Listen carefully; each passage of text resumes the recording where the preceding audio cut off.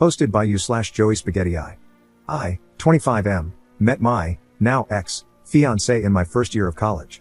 We were both 18 and went from friends to lovers pretty quickly. We clicked so well, and everything was so easy and effortless. We had a really good relationship. It was the kind of relationship that everyone wishes they were in, the kind of relationship that people idolized and said, if those two broke up, then love doesn't exist. You get the picture. For the purpose of this post, let's call my ex Ashley. Ashley was everything I was looking for in a woman. Funny, smart, attractive, down-to-earth, and family-oriented. She wanted to build a life together. Our families grew close over the course of our relationship. It was like we were already one big family before even getting married. As planned, I popped the question a year ago, not knowing that this would change everything. She said yes, of course, but things started to change. Slowly but surely, over the months, she became more distant. I tried to ignore it and chalk it up to nervousness, cold feet before taking the big marriage plunge. I should have trusted my instincts. She always went out with her group of friends on the weekends. I've been on these outings before. Usually, it's clubbing and drinking. It's not my scene, but I trusted my girl, so I had no problem with her going without me. These outings became much more frequent after I popped the question. I tried to ignore my gut feeling that something was wrong. I should have listened. Last week, I got a text from one of her girlfriends. She said she felt super guilty about what had been going on. According to her, Ashley had been worried about getting married. She felt that she hadn't had a chance to explore other options, and the prospect of getting locked down for life made her really anxious. On these outings, she would frequently flirt with guys, dance with them, grind on them, and make out with them, to get it out of her system. Since she wasn't going all the way with them, she didn't consider it cheating. According to the friend, she also gave one guy slop top in the club bathroom. She sent me pictures and videos from some of those escapades. My heart sank. I felt like I died that day. I thanked the friend for telling me and asked her to keep it between us. For me, any form of cheating is a big no-no. I knew it was over. What makes this worse is that I have a past with cheating. She knows about my high school ex who cheated on me, and being a stupid teenager, I tried to end it all.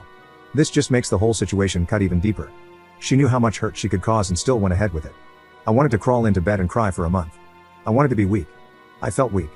I decided I would give myself the chance to mourn and cry over this after I protected myself. My fiancé and I share an apartment that we both pay rent for 50-50. I decided to take 2 days off work and covertly started to move my things out to my brother's house across the city. He knows about everything and immediately offered his place to me.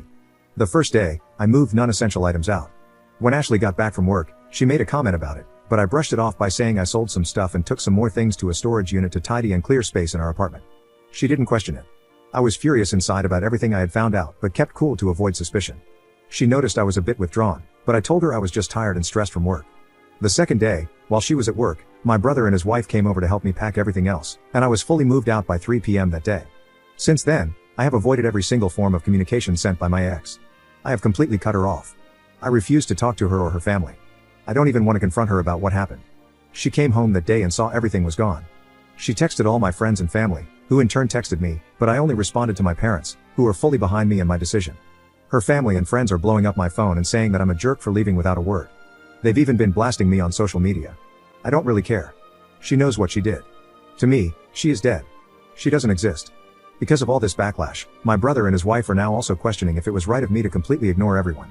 This has caused me to doubt myself a bit, so here I am. Update 1 day later.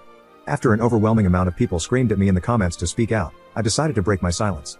I didn't want to make this whole thing public. Despite what she did, some part of me still cares for her. I was with her for 6 years. You can't just throw that away overnight. I came to the conclusion that the right thing to do was to talk to her parents. Only her family needed to know. Everyone else can have whatever opinion they want of me, I don't care. The people who truly know me and are close to me are the only ones I care about. I sent a detailed message of what happened to my closest friends and family. All of them, of course, believed me right away, no pictures needed. I didn't feel like it was necessary or appropriate to spread those pictures of her, so I didn't. Now that the people I cared about were sorted, I moved on to her parents. I messaged her mom, who, by the way, I had gotten so close to I considered her a second mom, and she considered me a son. She was very upset with me but agreed to meet up. I felt like this needed to be an in-person conversation rather than a nuke I drop in an email with everyone they know CC'd. I met her mom and her dad at a diner we used to frequent for breakfast. I know, so cliché. It was quite emotional. They were understandably upset. They didn't do anything wrong, and I cut them out of my life like nothing happened. I understood why they were upset, so when they were confronting me, I was very quiet, just listening.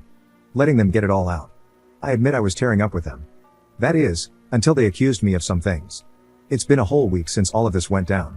In that week, a lot happened. Apparently, according to her parents, my ex convinced everyone that I cheated and that she kicked me out, And I haven't been answering anyone because I was so ashamed of what I had done. LOL. I literally laughed out loud. I responded by saying that I am sorry and I wished them a happy life and walked out. I was so freaking upset. I couldn't have even imagined being accused of this. What a freaking joke. I can't believe her parents would believe her and throw me under the bus so fast.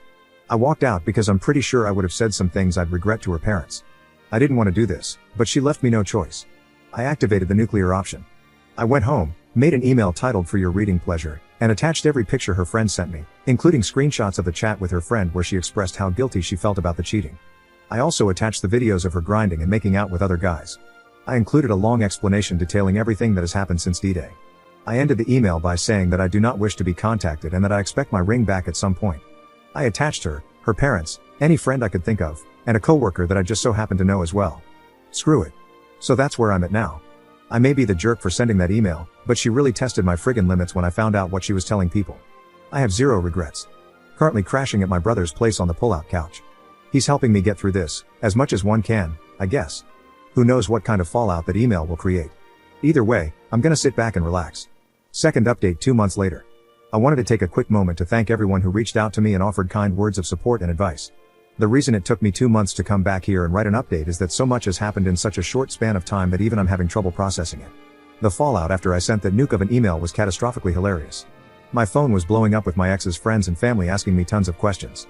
Before I sent that email, everyone was under the impression that I was a cheater and had been kicked out. That email not only cleared my name, but it also basically turned everyone against my ex. Rumors of what happened started circulating at her job. I attached one of her coworkers to the email, if you remember from my last update. Apparently, she couldn't take the embarrassment and ended up quitting. Her parents were less than impressed and refused to take her back in. They reached out to me and apologized for the way things went down. They recognized that they didn't have all the facts and judged me too quickly. I'm cool with them now.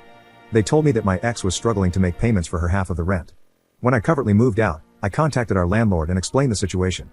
We only had 3 months left on the lease, so I paid my half for those 3 months, so I'm in the clear. Honestly, it was worth it even though I'm not living there. Our mutual friends also didn't take too kindly to being lied to and basically being manipulated to hate me. From what I've heard, most of our shared friends don't talk to her anymore. Even some of her girlfriends who knew what had been happening behind my back stopped talking to her, which is a little ironic if you ask me. I guess now that everything is public, no one wants to be associated with her. And speaking of her friends, remember the one that initially came forward to me about this because she felt so bad? Yeah, so we're dating now. I guess through all the trauma, drama, and craziness, we started texting more and more. At first, she was just very supportive.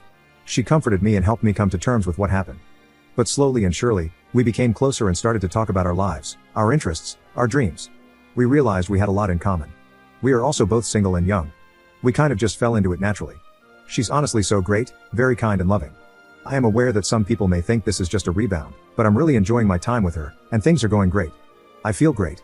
Since everything went down, I have had no contact with my ex. I've heard through multiple friends that she is livid that I ghosted her and won't even talk to her. She says what I'm doing to her is torture because I won't even give our relationship closure. I just laughed because if she thinks what I'm doing is torture, then she's clueless about what she put me through. I'm honestly good. I will go the rest of my life without ever talking to her again. Call me petty. Call me dumb. I am who I am, and I feel this is right. As for me, life is looking good. I'm dating an amazing girl. I've gotten so much support from my family and friends. It's nice to see who the real ones are, you know, the ones that actually stuck with me throughout this whole ordeal, and best of all, I feel like I'm really moving on from this whole thing. Hope this update gives you all closure. So many of you messaged me needing an update. It just took me a second to gather myself to be able to write this in the midst of all this craziness. Take care, everyone. Op in the comments. I did get the ring back. I had to threaten legal action. My ex was stubborn, but I ended up getting the ring back through her parents.